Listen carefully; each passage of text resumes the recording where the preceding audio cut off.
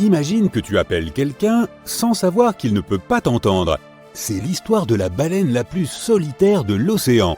Les scientifiques ne peuvent la désigner que par l'appellation baleine 52 Hz ou baleine 52 pour faire court.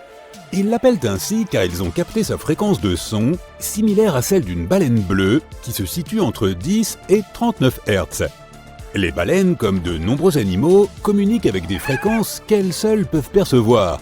Cette baleine en particulier est connue comme étant la seule de son espèce, car aucune autre baleine ne produit la même fréquence. C'est presque une baleine fantôme, puisque personne ne l'a jamais vue en vrai, ou même en photo. Nous n'avons que des enregistrements via des hydrophones. Elle nage dans l'océan depuis des décennies et a été entendue pour la première fois à la fin des années 1980 et jusqu'en 2010. Les scientifiques ont perçu le cri de la baleine dans l'océan Pacifique chaque année d'août à septembre. Entre janvier et février, elle se déplace hors de portée. Les scientifiques se demandent encore ce que pourrait bien être cette baleine. Certains disent qu'il pourrait s'agir d'une sorte d'hybride de baleine bleue, tandis que d'autres suggèrent qu'il pourrait simplement s'agir d'une baleine bleue avec une condition spéciale. D'autres encore pensent que la baleine pourrait ne pas entendre correctement, ou même pas du tout. Mais le fait que la baleine existe depuis si longtemps signifie qu'elle est probablement en bonne santé. On sait que la baleine vit quelque part dans le Pacifique Nord, mais les scientifiques ne l'ont toujours pas vue depuis 30 ans. Tout ce qu'ils ont pu faire, c'est recueillir des enregistrements vocaux sur son chemin en appelant une autre baleine pour qu'elle réponde. Il est intéressant de noter que les fréquences des baleines ont été découvertes par accident. Les Américains ont déployé un tas d'hydrophones au fond de l'océan pour espionner les sous-marins. Si cette méthode s'est avérée efficace, elle a aussi permis de capter diverses fréquences provenant des profondeurs des océans, des sons monstrueux qui ont été décrits comme des grondements profonds. Pendant des siècles, on a cru que des créatures légendaires nageaient dans les eaux sombres et profondes. Kraken, léviathans et autres bêtes aquatiques effrayantes. Les sous-mariniers ont peut-être d'abord pensé qu'ils entendaient l'une de ces créatures, mais les fréquences ont ensuite été identifiées comme étant le son des baleines bleues et des rorquals. Vers la fin des années 80, les chercheurs et les scientifiques ont obtenu l'autorisation d'utiliser le réseau d'hydrophones pour écouter les baleines. Ils ont réalisé qu'ils pouvaient capturer les fréquences de presque toutes les baleines et que seule la fréquence 52 Hz se démarquait. On a tellement parlé de cette baleine que certaines personnes ont décidé de faire un documentaire sur elle. On s'est toujours demandé si cette baleine trouverait un jour l'être spécial qu'elle n'a cessé d'appeler. L'albatros est l'un des animaux les plus rapides de la planète et il peut voyager sur de grandes distances. Mais celui-ci, nommé Albert, n'a pas pu trouver l'amour. Au cours des 50 dernières années, les scientifiques pensent qu'Albert a survolé les côtes de l'Écosse à la recherche d'une compagne. Malheureusement, toutes ces âmes sœurs potentielles se trouvent à 13 000 km de là, à l'autre bout du monde. En effet, son habitat naturel n'est pas l'Écosse. Alors, comment a-t-il atterri là ? Certains pensent qu'Albert a été pris au milieu d'une tempête dans l'Atlantique Sud et a été emporté par le vent depuis l'équateur quelque part dans les années 1960. Depuis, il est resté coincé là sans savoir où aller. Certes, ces animaux peuvent voyager, mais pas si loin. Ils ont besoin de l'aide de vent favorable pour rentrer chez eux. Albert est à la recherche d'une compagne depuis des décennies maintenant. Il a d'abord trouvé refuge sur un affleurement rocheux isolé entre les îles Shetland et les Hébrides extérieures, mais il vit désormais à Bempton Cliffs. Les scientifiques ont souvent remarqué Albert errant dans le ciel écossais, sachant que cette espèce d'oiseau a une durée de vie d'environ 70 ans. Tous les oiseaux ne se regroupent pas. Albert a essayé désespérément de se faire des amis parmi les autres oiseaux de la région, mais sans succès. L'albatros est originaire des îles Malouines, qui se trouvent bien loin de l'Écosse. Il est fort probable qu'il ne retournera pas chez lui de sitôt. George le solitaire n'est pas un nom que tout le monde aimerait porter, mais cette tortue de l'île Pinta des Galapagos a gagné ce titre en étant littéralement la dernière de son espèce. Mais le plus triste dans l'histoire de George, c'est que son espèce était florissante au XIXe siècle. Malheureusement, les humains se sont mis en travers de leur chemin et leur nombre a rapidement diminué.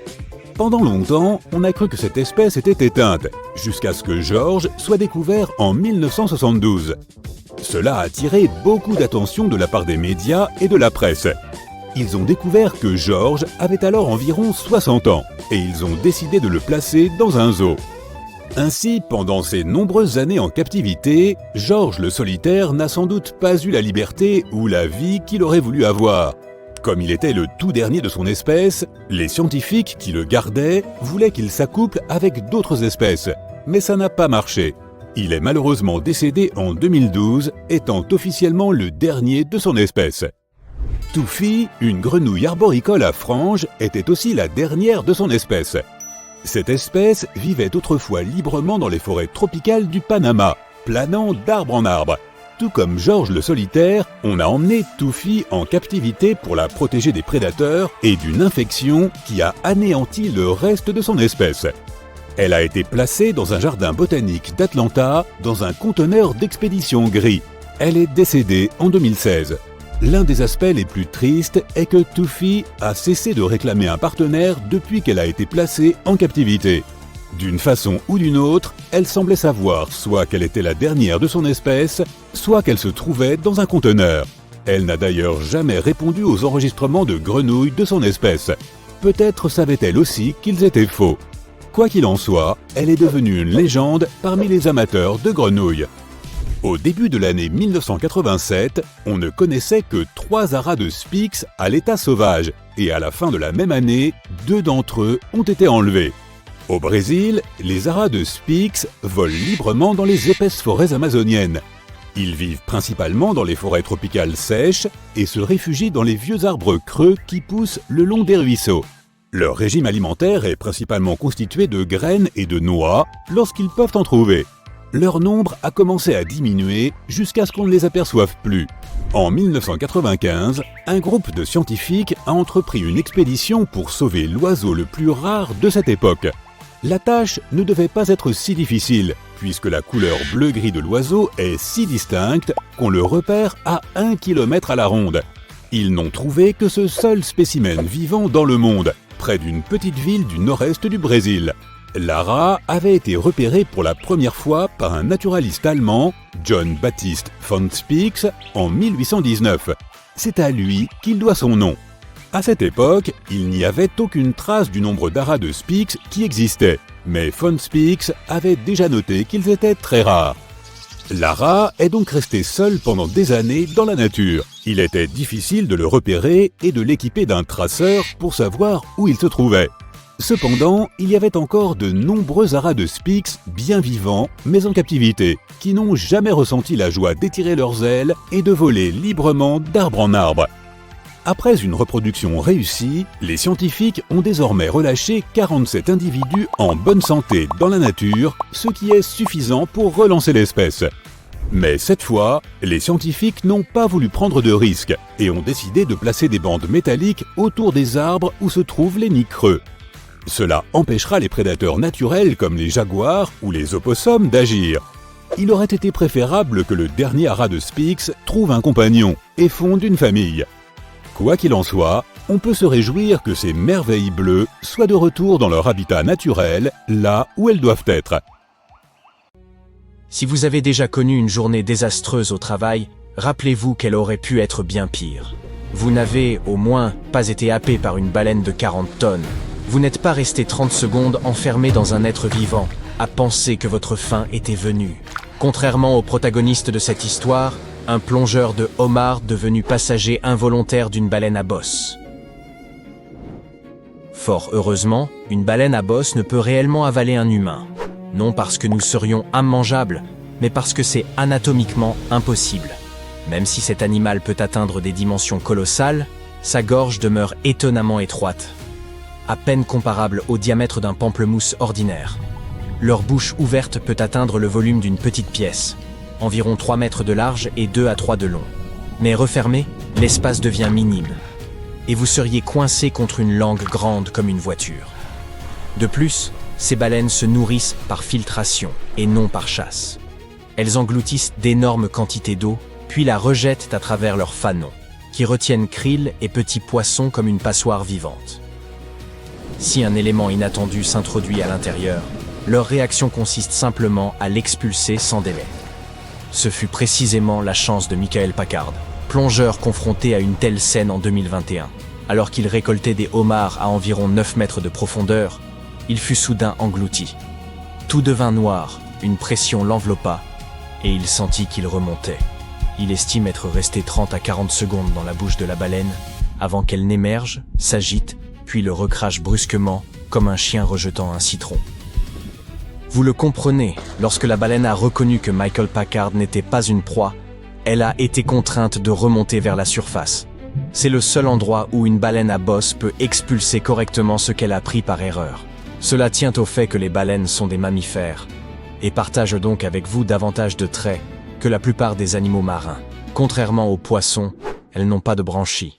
Elles respirent l'air grâce à des évents placés au sommet de leur tête, comparables à d'immenses narines. Elles doivent ainsi remonter régulièrement pour respirer. Lorsqu'elles émergent, elles inspirent profondément, puis rejettent un puissant souffle chargé de brume, semblable à une fontaine. Ce fameux jet correspond ainsi qu'une expiration vigoureuse. Selon l'espèce, elles peuvent rester immergées entre 20 minutes et plus d'1 heure. Mais comment cela fonctionne-t-il? Leurs poumons agissent comme des réserves d'oxygène, tandis que leurs muscles contiennent une grande quantité de myoglobine, une protéine capable de stocker cet oxygène pour des plongées prolongées. Lorsqu'elles s'immergent, leur rythme cardiaque ralentit, ne battant plus que quelques fois par minute, et la circulation sanguine est redirigée uniquement vers les organes essentiels. C'est comme si tout leur organisme passait en mode économie d'énergie. Et si cela ne suffisait pas à impressionner, les baleines à bosse possèdent d'autres capacités remarquables. Elles peuvent notamment chanter, et c'est bien le terme scientifique approprié. Les mâles produisent de longues séquences sonores organisées qui peuvent durer plusieurs heures. Ces émissions ne sont pas chaotiques, mais présentent une structure ordonnée, presque musicale, mêlant des sons graves et des notes plus aiguës. Le plus étonnant est que ces chants peuvent parcourir des milliers de kilomètres sous l'eau. Le son s'y propage bien plus efficacement que dans l'air, transformant l'océan en une immense salle de concert. Les ondes peuvent se répercuter et voyager sur de vastes distances, atteignant d'autres baleines très éloignées, comme un véritable réseau de communication marin. Seuls les mâles des baleines à bosse chantent, et les scientifiques pensent que ce comportement survient surtout durant leur période de reproduction. Certains estiment que ces chants servent à attirer les femelles, tandis que d'autres considèrent qu'ils permettent aussi de communiquer ou de rivaliser avec d'autres mâles. Ce qui est particulièrement remarquable, c'est que tous les mâles d'une même région chantent une chanson similaire, qui évolue progressivement avec le temps. Chaque année, la mélodie reste globalement reconnaissable, mais de légères modifications apparaissent peu à peu au fil de la saison. Lorsqu'un individu introduit une variation, celle-ci peut se diffuser et devenir dominante.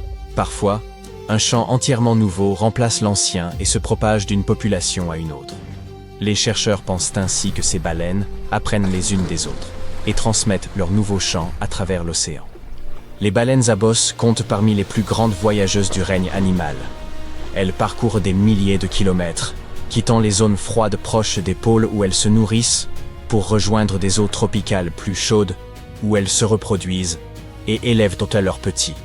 Elles passent aussi énormément de temps à se nourrir, parfois pendant 20 heures d'affilée. Lorsque la baleine captura Packard par accident, elle ne pouvait pas simplement l'expulser sous l'eau et continuer à manger. Leur anatomie les oblige à garder la bouche fermée hermétiquement lors de la plongée afin d'empêcher l'eau de pénétrer dans leurs poumons. Pour rouvrir complètement la bouche, relâcher la pression et respirer, elles doivent atteindre la surface. Là, elles inspirent, dégagent leur gorge, expulsent tout intrus, puis reprennent leur gueuleton comme si de rien n'était. Il s'agit en fait d'une conception remarquable façonnée par des millions d'années d'évolution. Les baleines vivaient autrefois sur la terre ferme. Leurs ancêtres s'apparentaient à des hippopotames velus qui ont progressivement exploré le milieu marin. Au fil du temps, leur corps s'est adapté à la vie aquatique. Leurs membres sont devenus des nageoires et leurs narines se sont déplacées vers le sommet de leur tête, sans jamais cesser de respirer de l'air. C'est ainsi que fonctionne l'évolution. Elle ne crée pas quelque chose à partir de rien, mais adapte ce qui existe déjà. Cette particularité évolutive fut précisément ce qui sauva Packard. Après avoir été recraché, il resta quelques instants immobile, encore sous le choc, avant de comprendre qu'il était sain et sauf. Son compagnon, témoin de la scène, avait vu la baleine surgir hors de l'eau et l'éjecter, puis s'était immédiatement approché pour le hisser à bord. Heureusement, il ne souffrait que de légères contusions. Le plongeur fut conduit à l'hôpital, examiné, soigné, puis autorisé à sortir le jour même. Cette mésaventure se termina donc sans dommage, lui laissant une histoire extraordinaire à raconter. Bien qu'une baleine à bosse ne puisse pas avaler Packard, certaines créatures sur Terre en seraient théoriquement capables. En tête figure le cachalot, seul animal moderne dont la gorge soit suffisamment large pour engloutir un humain entier. Il se nourrit régulièrement de calmars géants mesurant jusqu'à 12 mètres, ce qui rendrait un humain insignifiant en comparaison. Heureusement, ces animaux vivent dans les profondeurs et se nourrissent presque exclusivement de calmars, de poissons et parfois de requins. Les humains ne correspondent ni à leur régime habituel, ni à leur proie naturelle. Sur Terre, le python réticulé et l'anaconda vert comptent parmi les plus grands serpents existants. Ces derniers ne mâchotent pas leur nourriture, ils l'avalent tout entière. Un python adulte peut ouvrir sa mâchoire suffisamment pour engloutir un cerf ou un porc, tandis qu'un anaconda peut maîtriser un capybara. Des récits non confirmés évoquent des cas où des humains auraient été avalés, surtout dans des régions isolées. Même dans ce cas, le processus durerait plusieurs heures, et la digestion serait difficile pour l'animal. Contrairement aux mammifères, les serpents ne possèdent pas les mêmes mécanismes respiratoires ou réflexes, ce qui rendrait toute évasion impossible par de simples chatouillements de dessins animés.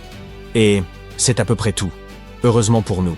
À moins, bien sûr, de remonter très loin dans le passé, jusqu'à la préhistoire. À cette époque, les océans et les continents abritaient des créatures bien plus imposantes. Les mers étaient dominées par le mosasaure, un prédateur comparable à un crocodile géant, tandis que le mégalodon, un requin préhistorique atteignant 18 mètres, aurait pu avaler un humain sans même s'en apercevoir. La terre ferme n'était guère plus sûre.